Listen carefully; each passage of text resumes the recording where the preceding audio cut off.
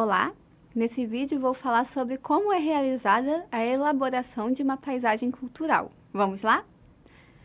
Quando um paisagista desenvolve uma paisagem, né, é necessário seguir diversas etapas. Observar os elementos dessa paisagem, qual o objetivo, para que consiga cumprir da melhor forma possível, né, o propósito do projeto. Que, se for pensar em última análise, é aumentar a qualidade de vida das pessoas, né? Essa é o fim último de um paisagismo, né? Aumentar essa qualidade de vida por diversos meios, né? Como a gente vê. E a gente vai comentar cada uma dessas etapas e o que deve ser observado em cada etapa.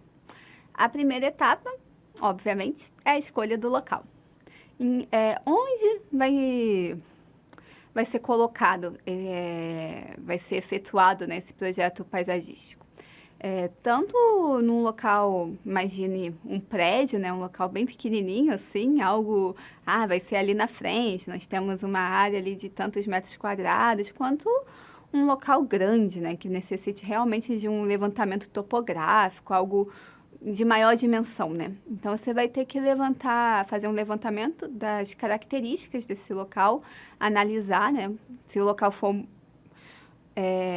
de uma dimensão maior ou até mesmo um local pequeno, pode ser usado mapas, fotografias aéreas, imagens de satélite, né? Isso pensando em local com muitos hectares mesmo, né?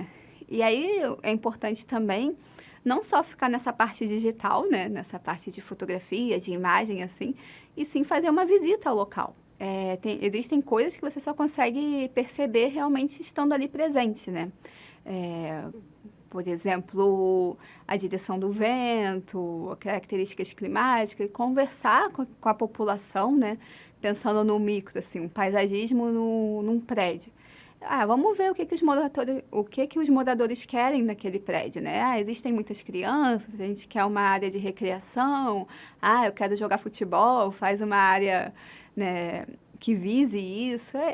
São essas características, a gente fica trazendo para o micro, né, para ficar bem palpável mesmo. Mas isso, por exemplo, em um grande parque, é algo que tem que ser cuidado, né, de forma muito mais firme, né? Porque são variáveis muito maiores do que num prédio, num condomínio, né?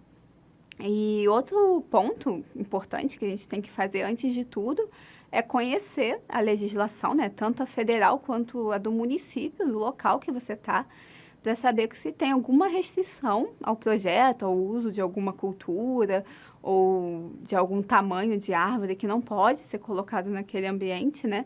Para adequar o projeto a isso. Imagina, você faz o projeto lindo, mas a espécie que você escolheu não pode estar ali. Então, realmente é algo que parece pequeno, né? Parece um detalhe à primeira vista, mas muito importante no final. E depois de escolher o local e fazer toda essa análise que eu disse, vem o segundo passo, que é o quê? Desenvolver um programa de necessidade. Nesse programa de necessidade, você vai definir os objetivos, quais serão as atividades, quais serão as exigências feitas nos serviços e as instalações que são necessárias para executar aquele projeto. Por exemplo, precisa de irrigação, precisa de instalar até mesmo bancos, áreas, né, para a pessoa sentar, coisas bem básicas, mas que devem estar no projeto, senão realmente compromete o trabalho final, né? Nesse programa de necessidade devem ter metas claras e os critérios e as orientações do projeto.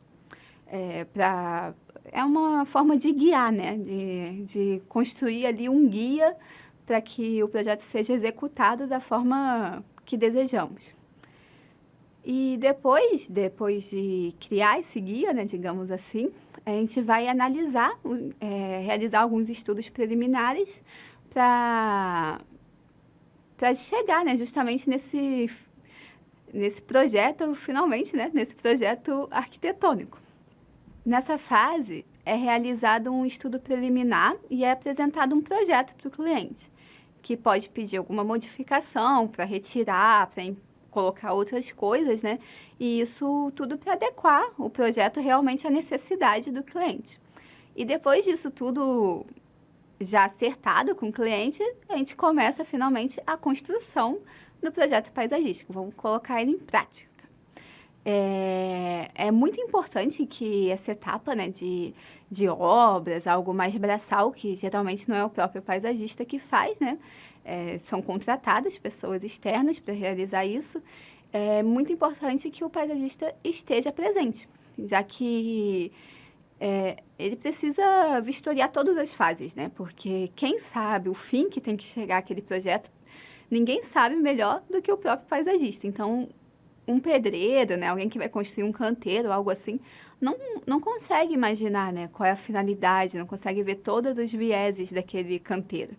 O paisagista consegue, então ele tem que estar ali justamente guiando essas pessoas, né, até porque se algo der errado, a culpa não vai ser do pedreiro, vai ser do paisagista. Então, é algo que realmente essa presença exaustiva, né, durante o processo é importante, é muito importante. São coisas pequenas que às vezes a gente não dá valor e que torna grande, né, o resultado final, causa grandes modificações. E a última etapa é justamente a etapa de operação, digamos assim, que é monitorar como está a funcionalidade desse projeto.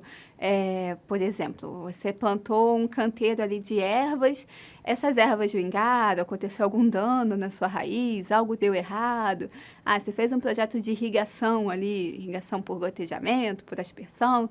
Está funcionando esse processo? Está causando algum alagamento, algumas poças?